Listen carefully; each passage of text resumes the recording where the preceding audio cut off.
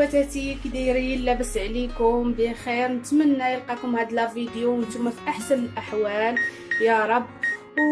وكنشكركم بزاف على التعاليق ديالكم وعلى اللي كتزيدني، اللي كتعطيني قوه وكتزيد كتعطيني الحماس باش ديما نبقى مستمره وبالقناه باش تطلع. ونتمنى التوفيق للجميع. بالنسبه للطبق ديال اليوم ان شاء الله اللي حبيت انني نشارك معكم، اللي هو طبق رائع بمكونات بسيطه. وكذلك بالنسبه للتتبيله ديال التشرموله ديال الحوت اللي غادي نستعمل راه رائعه. بقاو معايا وتابعوا لا فيديو حتى الاخر باش تكتشفوه وتعرفوا النتيجه النهائيه وتقولوا لي الاراء ديالكم. ويعني اي حاجه كاينه اللي عجباتكم واللي ما عجباتكمش قولوها ليا في لي كومونتير. وكنتمنى ان هذا لا فيديو تشاركوه مع العائله ديالكم وتبارطاجيوه. وكذلك اللي ما مشاركش في القناه يشارك في القناه. مرحبا بكم، تنضموا للعائله يعني باش تزيد تكبر العائله ديال ام فهد المتنوعه. وندوزو دابا المكونات وطريقه التحضير. بالنسبه للمكونات ديال هذه الوصفه غنبداو على بركه الله. عندي بالنسبه هنايا عندي بطاطا تقريبا على حسب يعني عدد الافراد ديال العائله. انا هنايا درت 3 ديال البطاطات اللي سلقتها غير نص سلقه، يعني غير طيبتها غير شويه.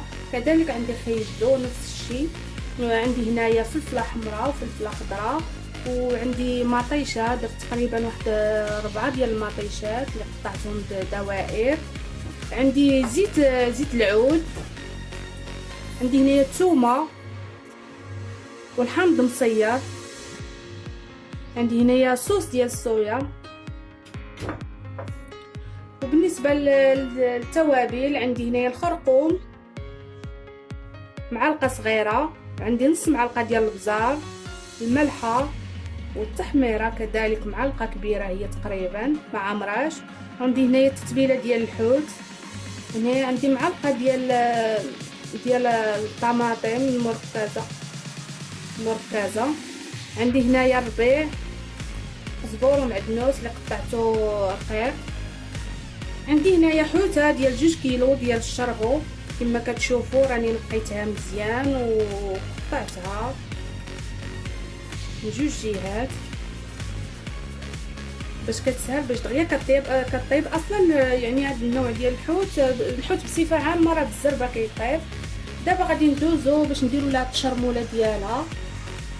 وصدقوني هذا النوع ديال الحوت راه رائع، كيجي في الطاجين كيجي غزال. واللي مجربو راه غادي يعرف ان الهضره اللي كنقول راه هي زعما راه اكيد انه راه رائع.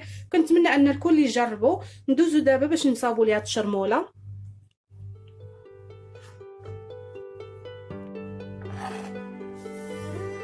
بالنسبه هنايا للتشرموله راه عندي جميع المكونات هنايا وذكرتهم معاكم. دابا غادي نزيدو غير الثومه والحامض.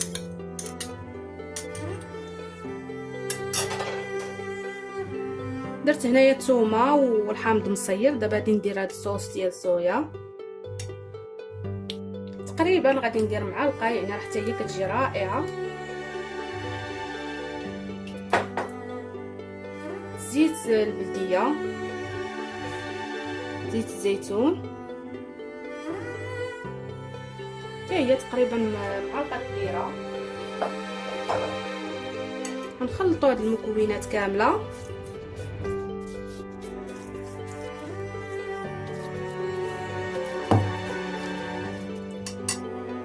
غادي نجيب نص حامضه اللي غادي نعصرها مزيان.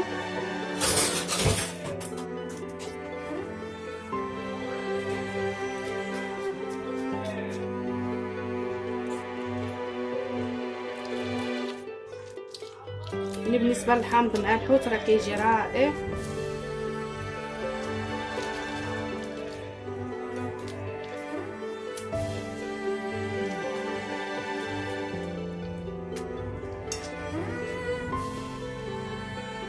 حيدوا هاد الضمه.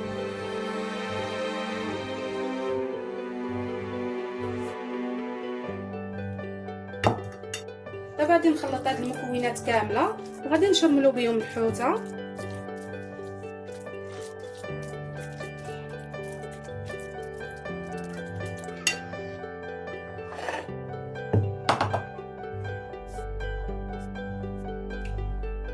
حامضات غنحتاجوهم.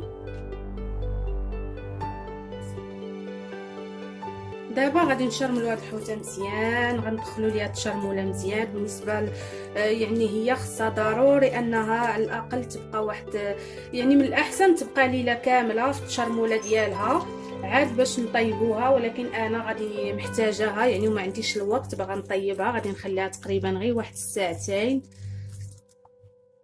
غيتشرب هذيك التشرموله ديالها. نديرو لها من الداخل.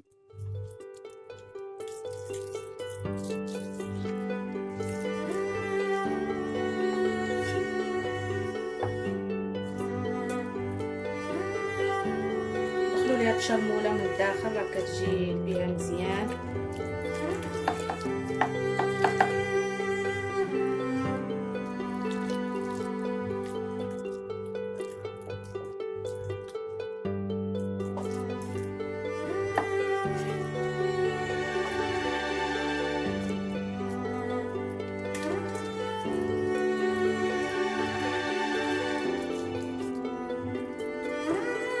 بالنسبه لهذا الحوت راه كيجي رائع، وكذلك يعني بنادم كيبغي يبدل يعني ديريه في الفران راه كيجي مزيان. كنتمنى باش انا الوصفه تعجبكم وتجربوها وتخليو لي الاراء ديالكم، نعرف الاراء ديالكم واش.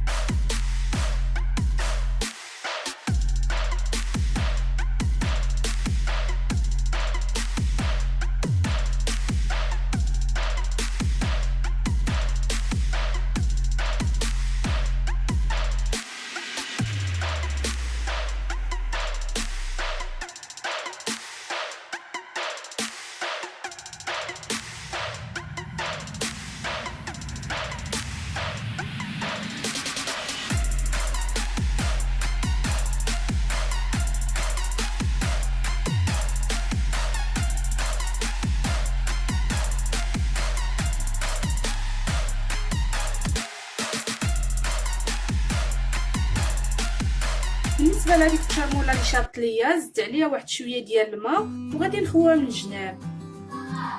عاد غادي نشعلو عليها الفران من التحت، غنخليوها حتى كطيب شويه يعني كنحسوا بانها طابت، وعاد غنشعلو عليها من الفوق. هي راه ما كتاخذش الوقت بزاف، راه دغيا كطيب ما كتاخذش الوقت.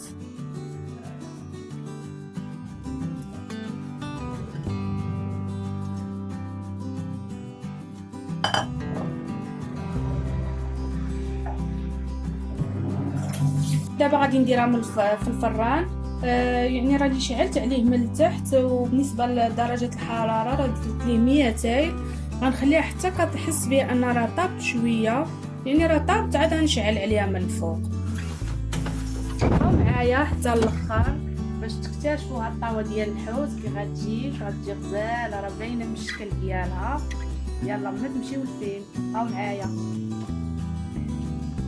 هذا هو الشكل النهائي ديال الطبق ديال اليوم. كنتمنى انه ينال اعجابكم وتجربوه وتشاركوا في القناه باش ديما يبقى يوصلكم الجديد وبالصحه والراحه.